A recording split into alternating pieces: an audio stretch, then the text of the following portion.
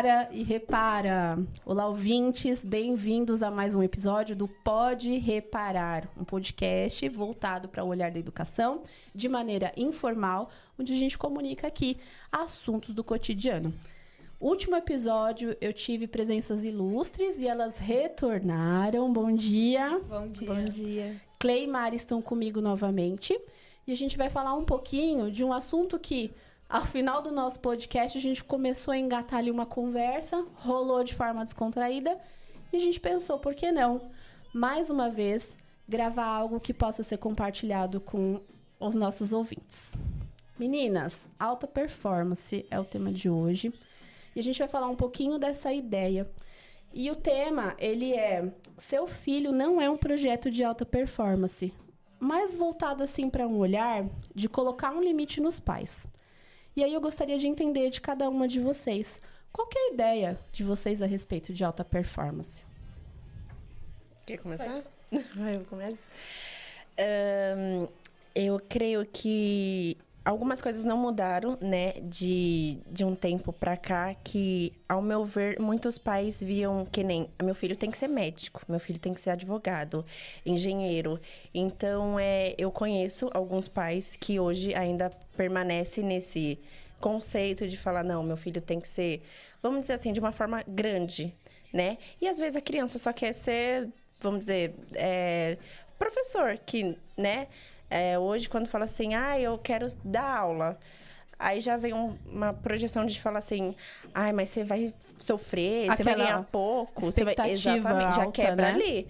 Fala, não, você tem que ser engenheiro, né? Às vezes, só por estudar numa escola particular, né? Faz um esforço ali, os pais, eu entendo, mas já tem essa projeção na criança de falar, não, meu filho vai ser médico. A criança quer aquilo, a criança brincar é uma coisa, vamos brincar de médico, de... Agora, não... Então, essa projeção ainda é muito forte em cima da criança, que pesa. E chega a vir, assim, com um tom de cobranças excessivas, né? Sim. Porque quando a gente está falando dessa parte, dessa ideia, desse conceito da alta performance, ela vem muito por esse lado de resultados, o máximo resultado para você alcançar o máximo do seu potencial. Mas, assim, que potencial que é esse que precisa ser alcançado? E que expectativas, exigências são essas em cima de uma criança a ponto de solicitar que ela dê um retorno de resultados perfeitos quando ela precisa se entregar no jogo da vida para aprender a conviver, né? Para aprender a ser alguém que vai, sim, explorar o próprio potencial, que é aquela capacidade que está lá dentro adormecida de ser o que quiser ser. Sim. E o que pode também. Porque tem essa cobrança muitas vezes de irmãos, né? Seu irmão é isso, seu irmão é isso. E você? As você comparações. Exatamente. Quando vem essas comparações, traz uma quebra emocional muito forte para a criança. Na escola, a gente consegue observar bastante isso, né, Clay? Sim, consegue. E qual que é essa sua ideia de alta performance? Bom, e como que você enxerga isso? Eu acredito que alguns pais, eles baseiam o que eles não conseguiram ser. Então, as frustrações deles colocam nos filhos deles. Faz sentido. Então, eu quero que meu filho seja dessa forma, porque eu não consegui ser. Então, eu acredito que seja muito isso. Você colocar as suas expectativas no seu filho de uma coisa que você não conseguiu ser.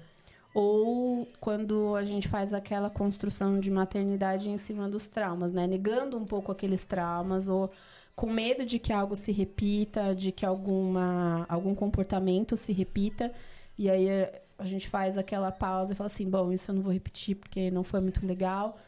E você fica com medo de ser aquela pessoa ou de reproduzir a mesma coisa que aquela pessoa. Só que tem uma curiosidade nisso. Quanto mais medo a gente tem de repetir alguma coisa, mais risco a gente corre de repetir. E eu digo isso por experiência própria. Eu tenho 2 meninas, a mais velha tem 11. E ela, assim, para eu navegar na maternidade pela primeira vez, eu digo que a primeira infância foi excelente. Mas essa segunda parte que está finalizando a infância, eu venho com esse olhar de... Eu não explorei todo o meu potencial materno para dedicar. Eu me cobro muito. E aí eu lembro que, da parte da infância dela, assim, eu tinha muito medo de que ela ficasse vulnerável, sozinha. E uma das escolhas que eu fiz foi... vou ficar em casa, eu não volto mais para o trabalho CLT até que ela tenha uma idade que eu possa realmente dizer sentir aquela segurança de falar assim, agora eu vou retomar o meu trabalho, eu vou construir a minha carreira e ela tá segura, porque eu consigo ficar ali meio período, vamos supor, numa jornada de trabalho e meio período eu continuo maternando. São coisas assim que eu não abro mão de estar na presença das minhas filhas e de tê-las presente. Por quê? Porque eu entro nesse jogo, né? Eu queria evitar que elas se sentissem vulneráveis, eu queria evitar que elas ficassem sozinhas, sem apoio, e com isso elas tivessem que assumir responsabilidades muito cedo que não eram delas, que foi o que aconteceu comigo. Só que assim, essa parte do que aconteceu comigo, não trago mais como uma mágoa, mas já trouxe um dia, porque eu falei, caramba, eu não fui criança, eu cresci muito cedo. E quando você tem a responsabilidade de assumir casa aos 9 anos de idade e a educação de irmãos mais novos, aquilo tira de você outras oportunidades. Então, os meus resultados do que é relacionado ao que seria uma alta performance hoje em dia são não prejudicados, mas limitados, eu diria.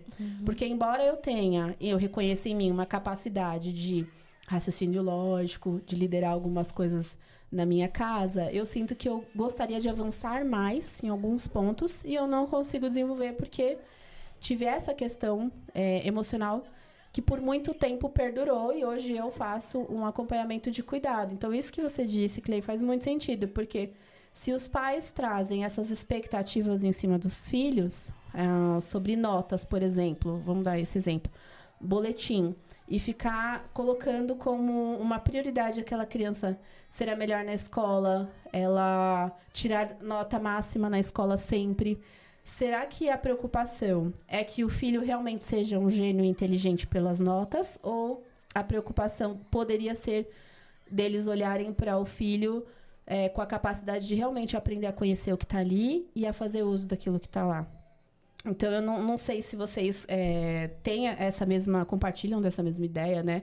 Mas é por isso que eu perguntei, como que é para cada uma de vocês? E na alta performance, o que você pode avaliar, por exemplo, dentro da escola, com os seus alunos? Como professora, tem que ter um certo limite. Você falou assim, ainda não sou mãe. Mas a gente não vai só para a maternidade. Acho que enquanto professora, a gente vai falar muito desse lugar, né? E como que você consegue direcionar isso? Você sabe que ele tem algo em si, um talento, alguma habilidade, e que você pode apoiar o desenvolvimento. Mas como que você administra, né, esse limite de até aqui eu posso ir para desenvolver meu aluno e aqui não? Bom, como eu ainda sou estagiária, né? Eu tento o meu máximo, tipo, incentivar também a criança, porque eu também reflito, falo, um dia pode ser meu filho, né? E eu vejo muitas crianças que não têm, tipo, eles têm um potencial, mas eles não conseguem ir pra frente com aquilo. Então, eu sempre tento falar com a professora, tá fazendo isso, isso e isso. Ou tem alunos que começaram, tipo, estão no 3º ano agora. Começaram a aprender as letras agora. E eu fico feliz. Nossa, até tem um aluno meu que ele começou a escrever. Ele escreveu o lobo sozinho, né? E eu ajudando ele, né? Eu falei, caramba, com vontade de chorar. Porque é muito gratificante, né? De você explorar isso. Eu fui lá na professora, eu falei, ele tá aprendendo, ele escreveu. Ela, ai, não acredito. Então, tipo, acho que isso é muito gratificante. Você reconhecer que ele também tá indo pelo caminho certo, né? É muito bom isso. Às vezes os pais nem sabem como o filho tá na escola, né? Não sabe. Essa participação da família ainda precisa ser mais ativa, né? Precisa. E muitos não sabem porque a jornada de trabalho é longa. Então, é difícil você conseguir ter aquele... dar aquele suporte, porque às vezes está cansado. Sim. A realidade é essa, estou cansado e eu preciso ser aquela pessoa que vai se esforçar um pouco mais. A sociedade cobra isso muito, né? Da mulher, principalmente. Sim. Eu fui criada... Eu sou em 6 irmãos, né? Eu sou a 4ª irmã. E a minha mãe, tipo, sempre trabalhou muito. A vida inteira, sempre trabalhou muito para poder cuidar da gente. Mas ela sempre deixava cada um tinha o seu caderno de lição de casa. Tipo, não, era fora da escola, sabe? E minha mãe sempre fazia, tipo, a letra da minha mãe é linda, né? Falei, minha mãe tinha que ser professora também, né? E ela sempre incentivou isso na gente, tipo, estudar, sabe? Então, todos os dias a gente tinha nosso horário de estudar, depois brincar e depois ir pra escola. E era sempre assim, tipo, então ela... Como que fala? Ela não falava, vocês têm que ser isso, tem que ser aquilo. Não. Ela sempre falava, não, vocês vão estudar e depois vocês vão decidir o que vocês querem ser. Mas vocês têm que estudar, vocês têm que aprender. Ela te deu a liberdade pra você aprender, que Isso. é o ponto-chave, né? É que nem minha irmã. Minha irmã, ela tá lá na França, né? E ela foi pro caminho da dança. E a minha mãe sempre incentivou isso nela. Quando ela falou, mãe, eu quero dançar, eu quero ir pro hip hop. Aí minha mãe foi lá na escola se chama Escola da Família na época. Não sei se ainda se chama, né? Ah, sim, eu Escola da participei, Família. eu fiz Aí ela dança foi e também. falou, não, então eu vou te colocar. Minha mãe foi, correu atrás e levou a Paola lá. Legal. Aí hoje a Paola ama dança, tem o filhinho dela que também tá dançando agora lá com Cara, ela. esses projetos Ela sociais, tem muito projeto lá na França agora. Eles vinculam muita oportunidade para as pessoas, né? Uhum. A gente tava falando, a Gabi tava falando até uma última vez Sim. sobre que ela fez o teatro e o pai mantinha ela fazendo balé. E ela não queria o balé, ela queria o teatro mesmo, né? E aí entra nesse ponto de ter um limite e um cuidado dos pais com relação a respeitar o que o filho quer, porque às vezes a habilidade dele vai estar pra espontaneidade, pra imaginação, que ele pode soltar ali com liberdade no teatro, não engessado como uma bailarina, que vai exigir cada vez mais de você regras, disciplinas, um alinhamento que às vezes ela não tem a habilidade nem emocional, né? E nem motora de cumprir. Sim. E você com a sua Baby Rebeca? Me conta, Mari. Eu tô agora, né, vendo com outros olhos, né, porque entrei nesse mundo da maternidade, coisa que eu não tinha. Tinha como professora que nem, né, aquela coisa de os alunos sempre serão uma parte nossos filhos, né, da gente ter esse cuidado com eles. Mas agora sendo mãe é outro olhar. E eu acho interessante isso que você falou da sua maternidade, dessa meio que essa autoproteção. É bom, em certo ponto, eu vejo, mas nem sempre, porque a gente fica nesse medo de tipo, ai, meu filho, que nem você falou, com quem, que eu vou fazer? Não vou deixar ele fazer isso. Então, assim, não vou deixar meu filho cair. Mas, às vezes, a criança precisa ralar o joelho para aprender que dói, que, né, que tem... Quem nunca ralou o joelho? A gente sabe, tem essa experiência. Mas tem esses pais que têm essa autoproteção e, muitas vezes, que nem eu falei, é bom, mas também acaba estragando ali. Fui autoprotetora, porque, lembro, foi muito engraçado. Eu trabalhava fora, a Nina tinha 3 meses quando eu voltei, né, da licença maternidade. Poderia ter ficado mais um mês, mas eles quiseram voltar e depois me deram um mês de férias. E aí, eu lembro que eu tava muito querendo amamentar, então tava naquela expectativa, né, de nutrir e tal. E aí eu não conseguia. Porque a jornada de trabalho era longa e a distância também, depois do nosso transporte, tanto ida quanto volta, soma para esses horários. E eu lembro que eu chegava na casa da minha sogra e a Nina tava lá na sala, sentada no tapete, com um monte de almofada em volta, assim, para não bater em nada, para não sair daquele cercado. Eu sei que foi o melhor que ela pôde oferecer de ambiente seguro. E naquela época eu concordava, mas eu ainda não tinha essa visão, assim, da visão pedagógica, né? E aí eu achava aquilo bom. Eu achava que era um carinho, que era uma proteção. Os avós sempre cuidaram muito bem. Eu sou muito grata a eles por conta disso. Até hoje eles são, assim, avós. Mas o que você mencionou da superproteção, pra mim acabou sendo desgastante. Porque a todo tempo a minha mente ficava pensando em algum cenário, em alguma situação. Revivência também algumas dos meus traumas. E aí, para evitar, eu ficava sendo aquela mãe super protetora. Isso sufoca. Muito. Muito. E aí eu ficava naquele desconforto, falava, o que eu tô querendo dessa criança, né? Porque eu queria, assim, o desenvolvimento dela, isso tem a ver com alta performance, ela vai falar de produtividade, ela vai falar de desenvolvimento constante, ela vai falar dos aprendizados que a gente faz pra a nossa mentalidade ali se desenvolver, para os resultados chegarem. Só que nós não somos esse projeto pronto. E aí, quando você se depara com a maternidade, tudo que ela te oferece de responsabilidade, mas tudo que ela também te oferece de você ser uma pessoa importante para aquele serzinho. Aí você fica nessa dualidade. Eu, pelo menos, me encontrei nesses conflitos muitas vezes. Ser a pessoa que vai estimular e que vai proteger, e ser a pessoa que vai deixar que ela seja aquela criança para se desenvolver do jeito dela, né? Não é solto, porque quando eu falava assim, eu gostaria que ela se desenvolvesse do jeito dela, é no sentido dela ser mais livre, ser mais ela. Sim. Porque quando a gente tá no meio, a gente aprende, enquanto a gente tava convivendo nos ambientes com as pessoas ao nosso redor. E eu não dei essa chance na primeira infância. Eu fui muito bem, como eu falei, porque quando eu cheguei na faculdade, a Nina tava com 2 anos.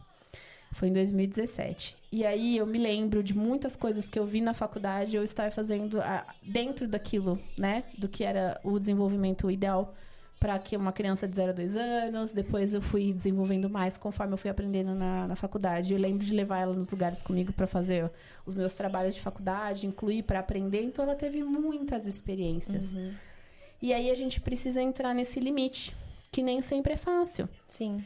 E eu queria entender de você agora, porque eu tô com uma de 11 e uma de 2,5, mas você tem a Rebeca com 1 mês, né?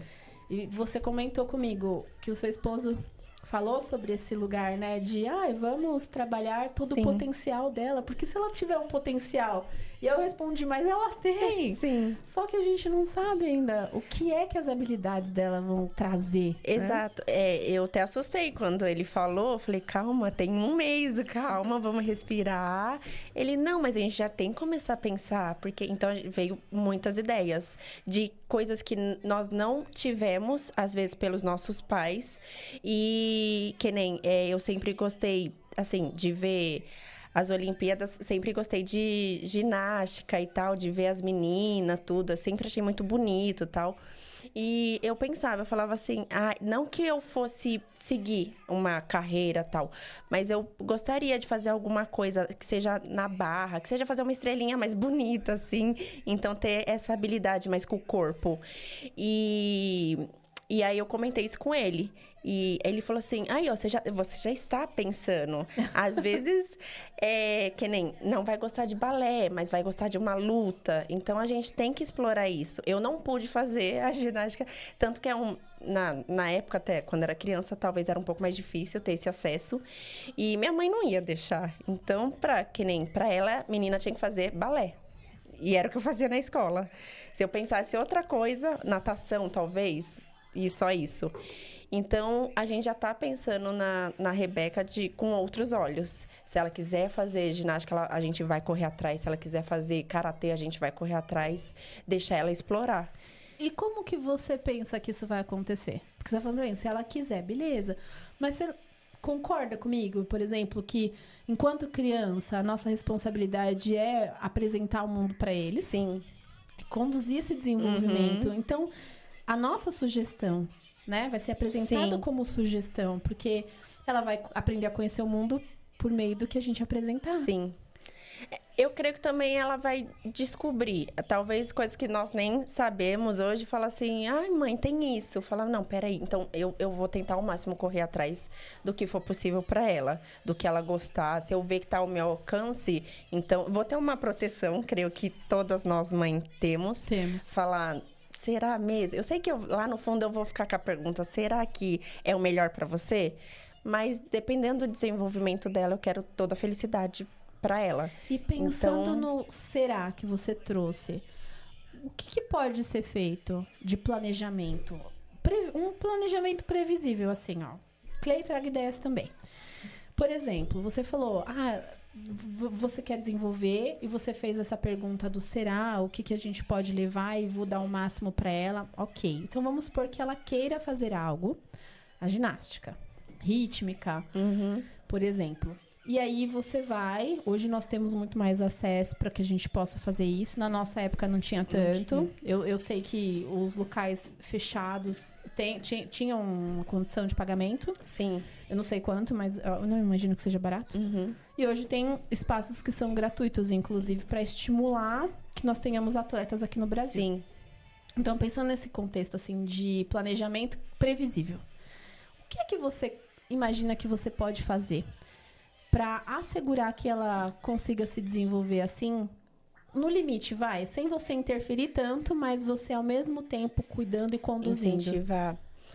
Olha, pensando agora, o que pode ser um planejamento, que nem você falou, eu sinceramente, eu não sei. Eu creio que vai ser muito do dia a dia, da gente ver nossa rotina também, que nem você falou.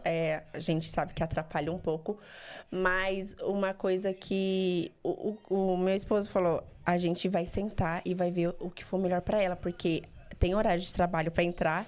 E ele falou, dependendo, nem que for lá na Zona Leste, e se eu puder levar ela, a gente vai levar. Então, a gente tá pensando muito, realmente, no futuro. E a gente faz muitas adaptações. Sim. Inclusive de mudança de casa. Ai, meu Deus. Se for necessário. Eu já mudei muito por causa de escolas. A Nina vem num contexto de crescimento de escolas públicas. E por conta do IDEB, que é a nota que eles fazem de avaliação, né? Das escolas públicas para destacar alfabetização, desenvolvimento em matemática, algumas disciplinas que são principais para a criança. E aí eu ia nas escolas visitar, entender como que era o ambiente. Como que é o contexto, quem são os inspetores, como que é a entrada e saída, qual que é a segurança da escola. E eu acabava mudando de residência para que a Nina pudesse estudar numa escola legal. O Kevin falou isso, falou assim, tem a escola X.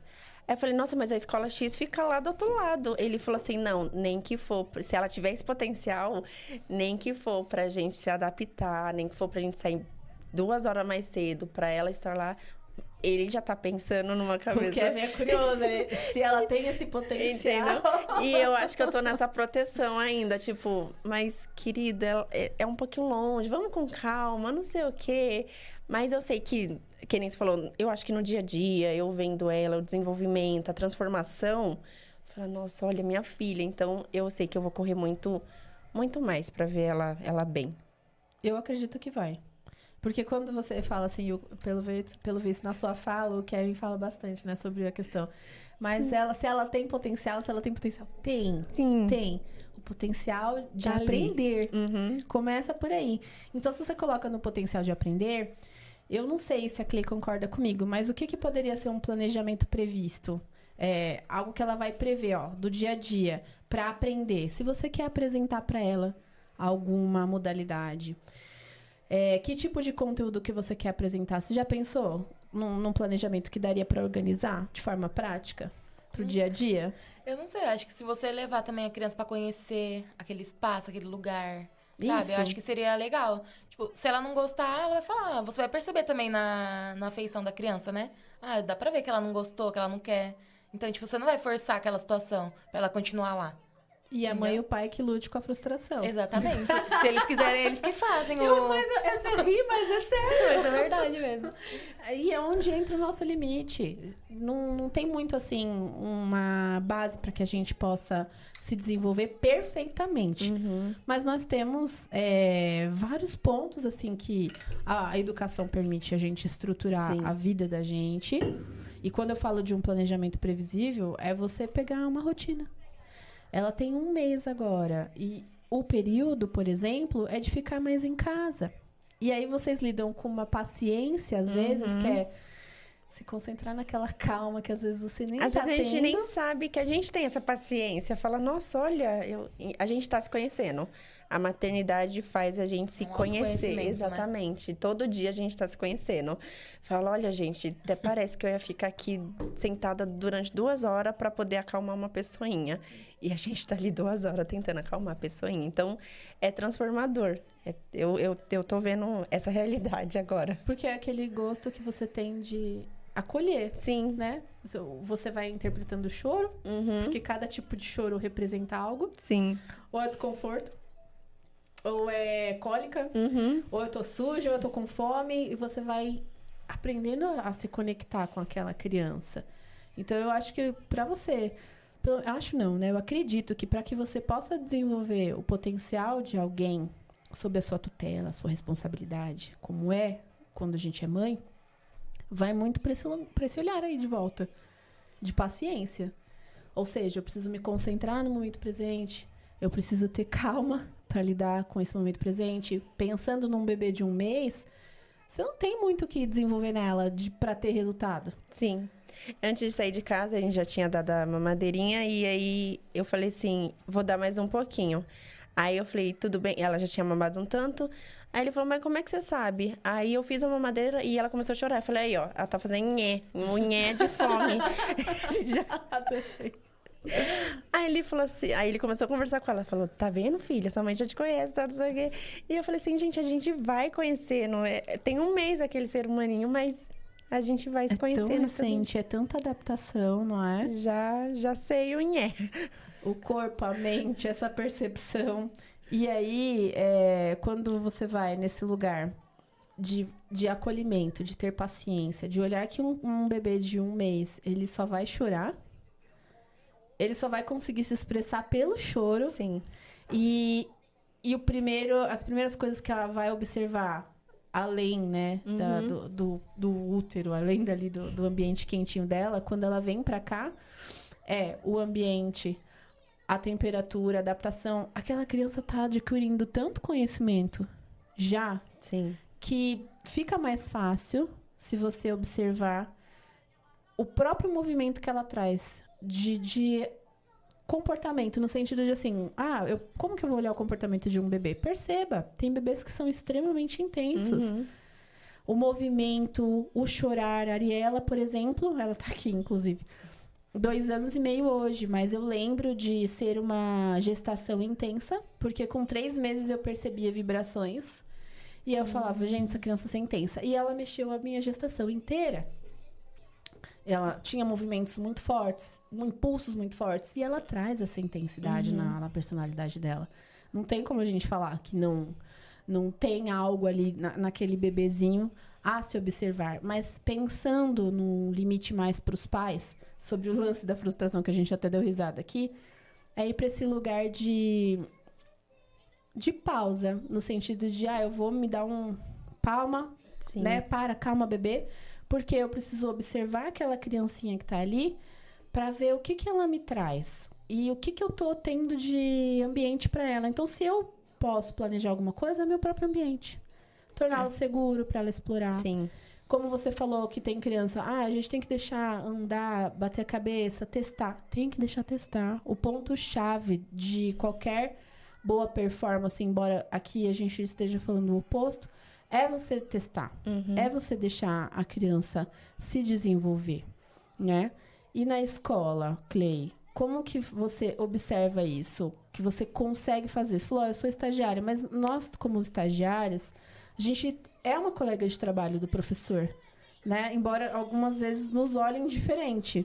Mas nós somos uma colega de trabalho do professor. E eu sei que você tem limites a lidar. Como que você lida com esses limites? Bom, é difícil lidar com esses limites, né?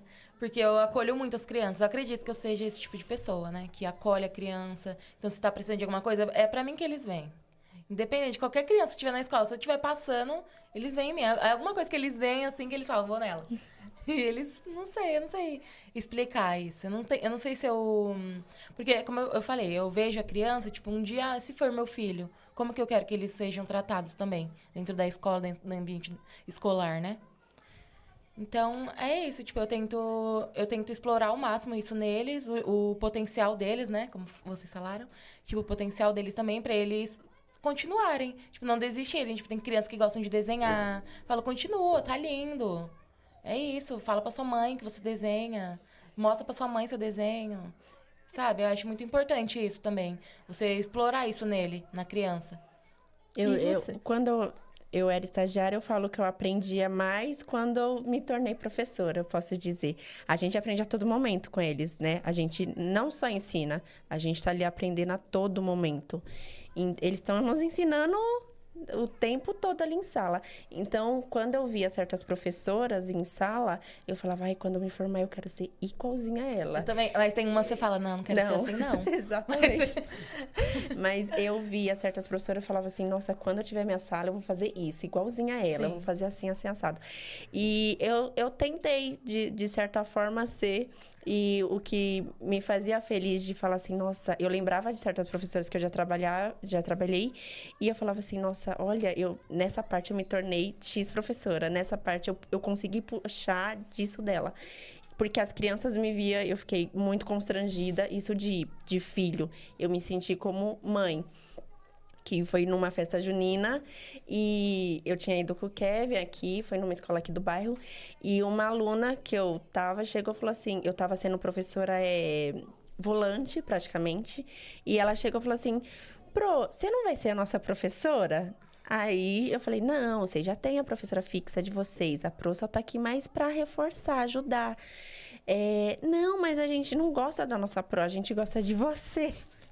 Eles são sinceros, né? Aí eu olhei, feliz por um lado, mas na hora que eu olho pra trás, a professora fixa deles, atrás de mim, assim, tudo bom? E eu tentando sair daquela situação, por mais que foi constrangedora, pra mim foi muito essencial. Esse a gente gosta de você, a gente quer que você seja a nossa Pro. Então, pra nós, é muito gratificante de ver que a gente tá ali transformando aqueles... Não que a outra não esteja, mas no nosso dia a dia a gente tá trazendo o resultado que a gente tá buscando ali para eles. Então, isso é muito importante. E a esperteza, né? Porque quando você tá em desenvolvimento, é uma coisa que é natural no ser humano. E aí, você não precisa despertar tanto potencial.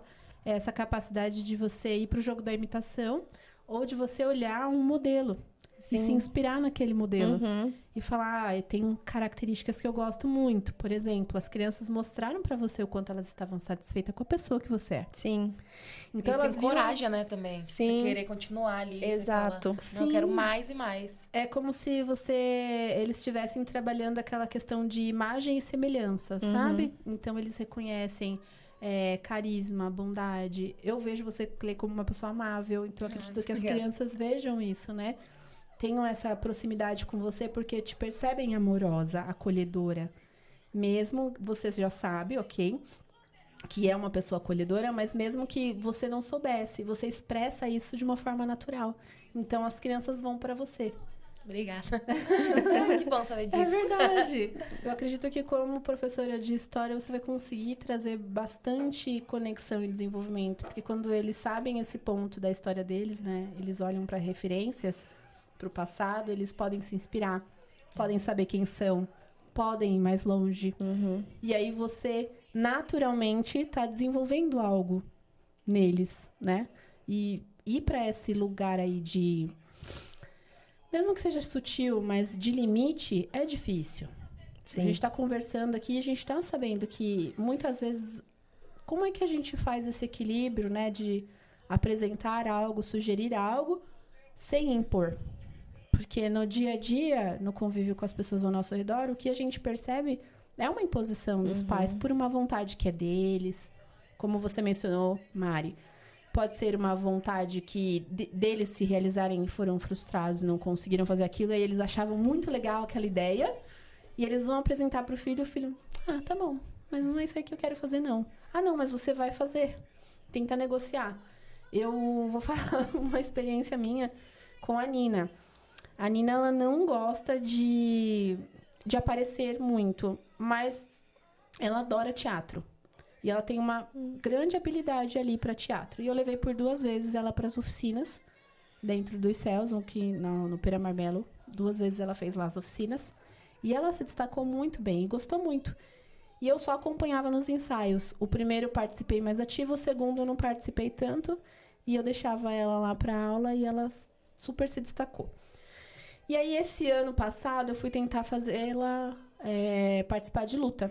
Eu falava pra ela, olha eu tentando lá, né? Não era uma questão de olhar pra ela como um projeto de alta performance, mas eu olhava pra ela no sentido de falar assim, você precisa se assegurar, você é mulher. E é difícil você ter essa conversa com a sua filha, de falar assim, você precisa se assegurar e saber luta pra se defender, você precisa saber defesa pessoal, porque a gente não sabe se alguém vai tentar atacar você um dia. Eu creio que a gente não deveria ter essa conversa, né? Pra começar. É necessário. Mas é necessário. A realidade da gente pede. Então, tem que ter esse olhar de equilíbrio dentro da minha realidade, não só do meu convívio com as pessoas no mundo, porque qualquer lugar que eu transitar, eu tô suscetível a qualquer coisa, mas se eu estou mais atenta, mais preparada, eu faço esse desenvolvimento melhor. Sim. E aí, eu falei pra ela, eu quero que você vá pra luta. Gente, ela fazendo luta.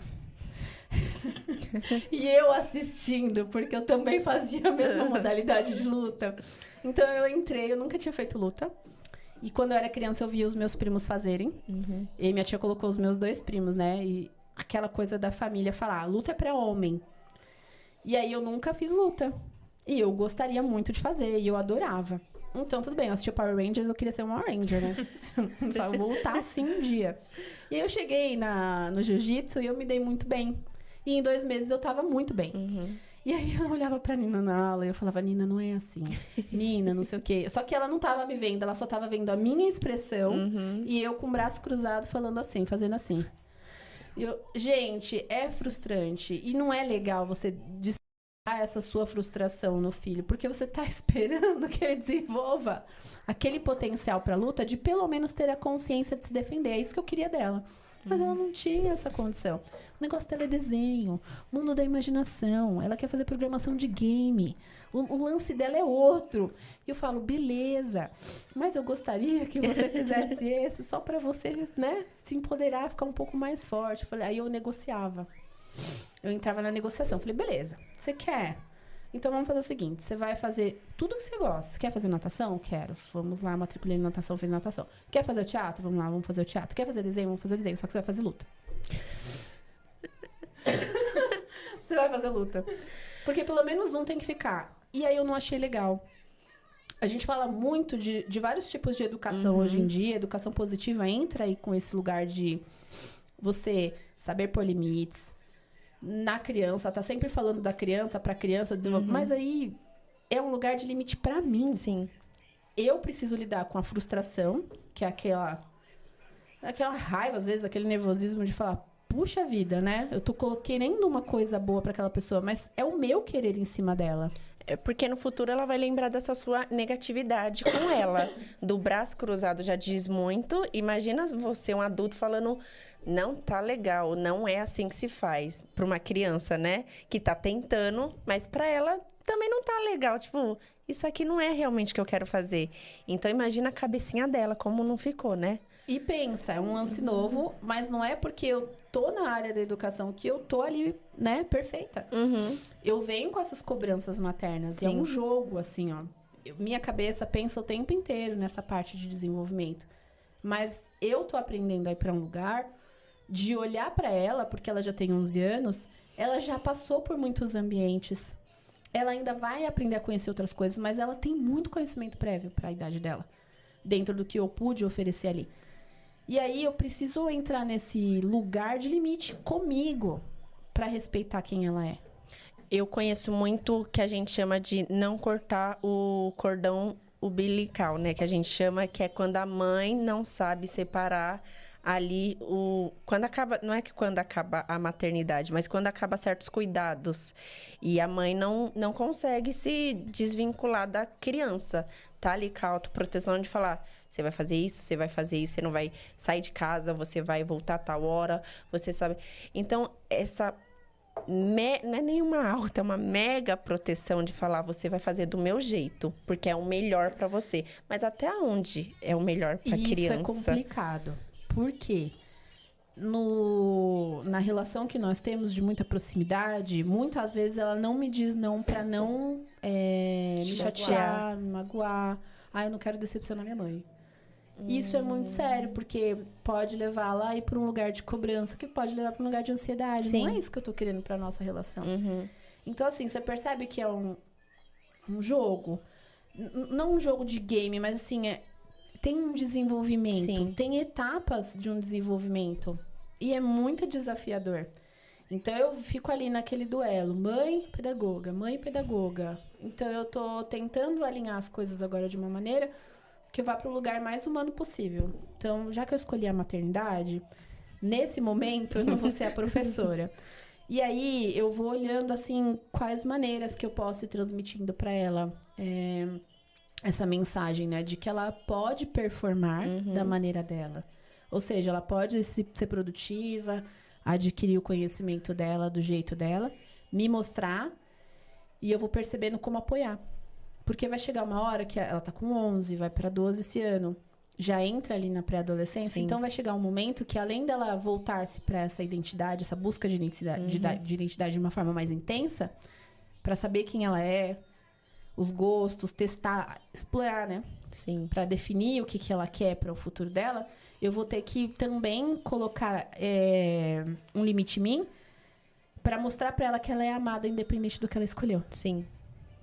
para deixar mais leve, sabe? Então, às vezes eu falo isso abertamente, mas ela não vê nas minhas expressões, ela não vê no meu comportamento.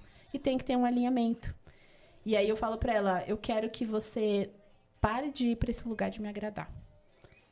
E aí ela para, assim, ela falou, não, mas eu tenho que te agradar. Eu falei, não, mas você... Ela fala.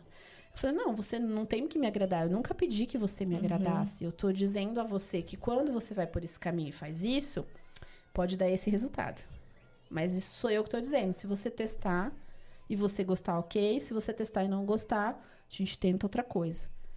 E aí o lance da luta acabou que a gente conversou muito, né? Voltando ali pra situação que eu tava fazendo a imposição.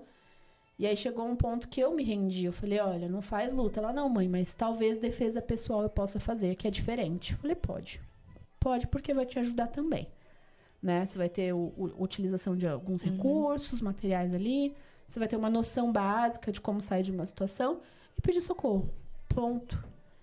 Mas é desenvolver nesse lugar, sabe? Com um olhar mais afetuoso e de mais respeito mútuo. Porque se eu tô falando de respeito, ele não pode ser unilateral. Ou seja, eu, né, trazer toda aquela imposição para ser respeitada e não respeitá-la. Ela soube identificar que ela não precisava necessariamente fazer algo que você quisesse, mas que no fundo ela precisasse também, que era se defender, como e ela você trouxe, disse. Pronto. Então acabou. Então isso foi essencial, essa troca de vocês. Chegamos a um resultado sem precisar de uma performance gigante, sabe? Uma produtividade enorme ou aquele embate que estava acontecendo. Mas eu precisei me render. E a gente precisa ir para esse lugar de construção desse olhar, né, mais maduro, porque entre criança e adulto, nós é que somos os maduros da situação, pelo menos é para ser assim. Não é?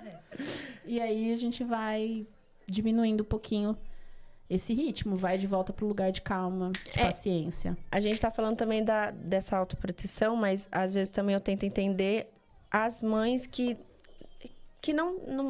não tenha, mas eu tento entender certas situações até mesmo na escola, que é onde o ambiente que eu mais vi, que é quando um aluno não leva o caderno, que é essencial para a escola. Eu ficava chocada. 3ª, 4ª série falava, cadê o caderno? Não trouxe.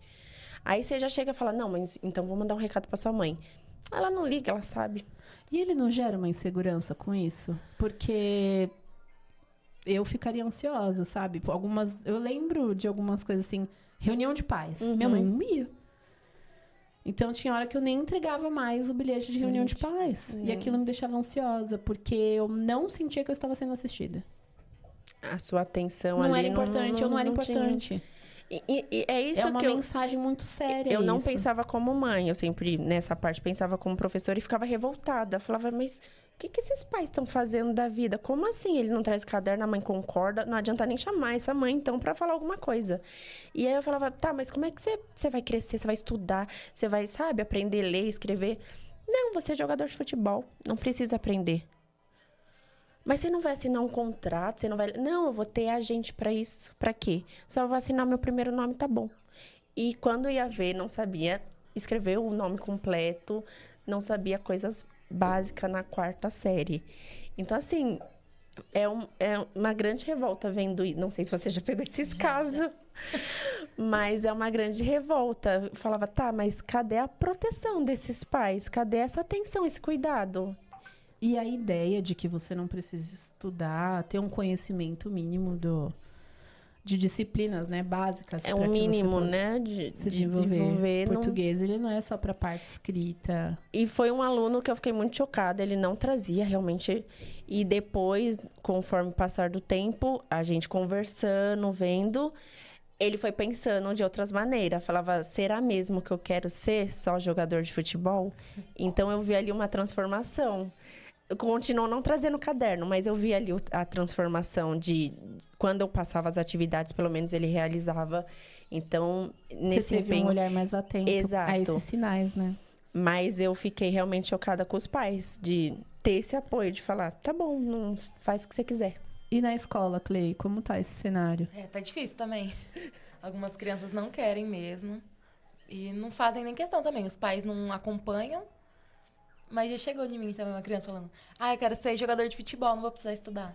Falei, nossa, mas aí você, quando um time chamar você lá pro exterior lá, você não vai saber falar inglês?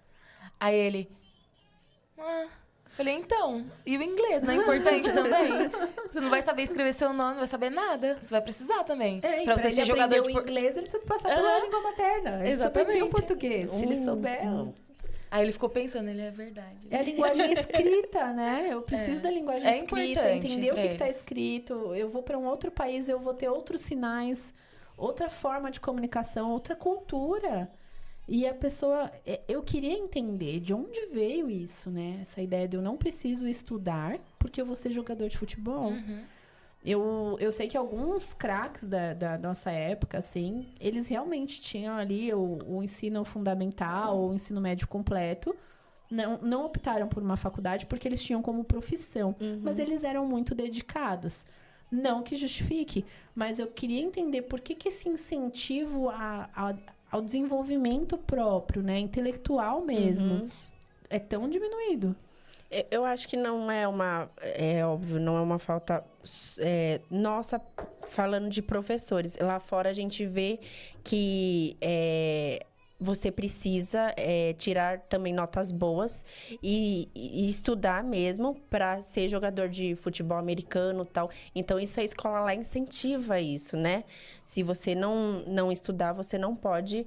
tá fazendo o que deseja de exercício que seja. É uma condição que eles colocam que eu concordo plenamente. Porque aqui, se você for ver, a nível de potencial, eles desenvolvem aquela pessoa como um todo. Sim. Então, ela tem a parte técnica, ela tem o conhecimento moral, ela tem o conhecimento intelectual, ela vai para essa socialização com as pessoas, então ela também tem outros aprendizados ali que estruturam o emocional dela, e aí vai para a habilidade que gosta. Sim, isso, a escola puxa isso, né? Aqui a gente vê uma falta, essa falta. Desse estímulo, exato. e esse estímulo e teste ele leva, né? Sim. Para essa indicação do que a pessoa pode explorar nos ambientes que a gente está sugerindo algo para ela apresentar o que gosta e aí sim receber o apoio. Sim, e não é só no ensino médio, né? Porque às vezes você faz o que você quiser no fundamental, chega no ensino médio, você fala, não, agora eu tenho que estudar porque eu quero ser jogador de futebol, então tenho... Não, lá é um todo, né? Você precisa ter um boletim corretinho, você precisa ter esse incentivo também dos pais para você poder entrar no time e seguir carreira. Aqui, não. Então, de ver essas crianças falando isso é um pouco triste. Chega a ser triste, porque a gente fica com as mãos atadas, não sabendo o que fazer. Mas eu penso que isso vem muito de casa também. Sim. Sabe, dos pais. Os pais também falam isso pra eles saberem tanto. Também tem a internet, né? Tem tudo isso. Mas eu acredito que os pais falam, sim, pra eles. Você não precisa estudar, filha, você quer ser jogador de futebol. Entendeu? Entre outras coisas. Já aconteceu outros casos também na escola. Tipo, casos que mas a minha mãe falou que eu não preciso fazer isso. Exato. Tem esse exemplo. Mas você tá na escola, então você tem que fazer. E entender que naquele ambiente você tem regras a cumprir também, né? Porque Exatamente. tudo bem, beleza, você tem um potencial para ser jogador, você tá focado nisso, você dá mais atenção, dá mais energia. Eu tô entendendo que você tem a capacidade de ficar concentrado naquele movimento ali. Mas você vai precisar de outros suportes. E aí é olhar sobre a disposição dos próprios pais, né? Será que eles estão ali com muita confiança de que o filho realmente vai se realizar nesse lugar? Porque aí também entra outro lance de expectativa dos pais com relação a isso, que é o dinheiro, né? O retorno financeiro, o tirar a família da situação. E aí deposita-se tudo uma expectativa em cima daquela criança. Só que não tá fazendo com respeito mútuo esse movimento. Não tá fazendo com não só um olhar atento, mas o cuidado. Não tá dando um apoio real. Tá só deixando. Eu não creio que seja por aí o caminho. Eu acredito que se a gente for estruturar as coisas para o desenvolvimento, a gente tem que olhar primeiro para o desenvolvimento moral de uma pessoa. E aí os pais vão precisar fazer uma revisão de consciência, penso, para que eles possam ir para esse lugar de, ok, meu filho quer viver essa experiência. Qual que é a minha realidade? Então, você começa a fazer essa análise. E aí, dentro disso, o que o meu filho pode aprender? Que suporte que eu posso dar? Como é que eu posso orientá-lo a estar dentro desses ambientes que ele quer? E da escola como uma ferramenta e um local de apoio também para essa criança chegar onde quer. Depois, fazer o estímulo e permitir que essa criança venha testar. Ver as experiências, sabe? Experimentar e explorar o que ela já sabe e o que ela pode, dentro do que ela já sabe, vincular uma oportunidade. Isso sim vai fazer a pessoa se desenvolver sem que você coloque tantas expectativas. E entender que vão, dentro desses processos, ter frustrações. Os pais vão se frustrar, mas cabe a nós ir para um lugar de volta de paciência, que é ter calma, que é se concentrar nas suas próprias emoções, gerenciar suas próprias emoções, entender que expectativas é essa que você quer e está cobrando. Para aí sim você estimular, você desenvolver aquela criança de uma maneira que ela vá ser ajustada as suas expectativas, porque isso vai acabar acontecendo, mas que você também se ajuste a dela, dentro da realidade, porque ela pode não ter, como nós, as expectativas bem definidas, mas ela tem uma ideia, ela tem um sonho. E como que você pode realmente mediar e apoiar? Eu acho que é nesse lugar que começamos a ir com mais responsabilidade para o nosso lugar de maternidade, para o nosso lugar de professora, dentro dos ambientes, percebendo essas realidades e orientando, né, como sugestão e apresentando para que ele aprenda a conhecer, como você mesma mencionou, você vai para outro país. Se você não sabe nem o seu idioma, se você não tem a linguagem escrita do teu idioma, como é que você espera se desenvolver no outro país? Se o agente vai falar por você tudo, até quando você precisar ir ao banheiro, pensa. O mínimo e o simples. Então, a gente tem que começar a fazer perguntas para nós e para os filhos, muito sinceras. Em sentido de realmente refletir se as perguntas que a gente está fazendo vai trazer uma tomada de consciência. Que é realmente ter a clareza de fatos. Ó, minha realidade é X e o fato é que eu quero ser isso. Sim. Como eu chego lá?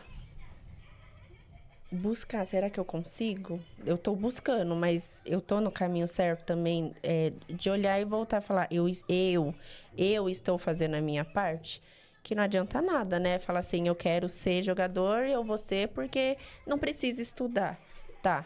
Mas e lá na frente, realmente não precisa?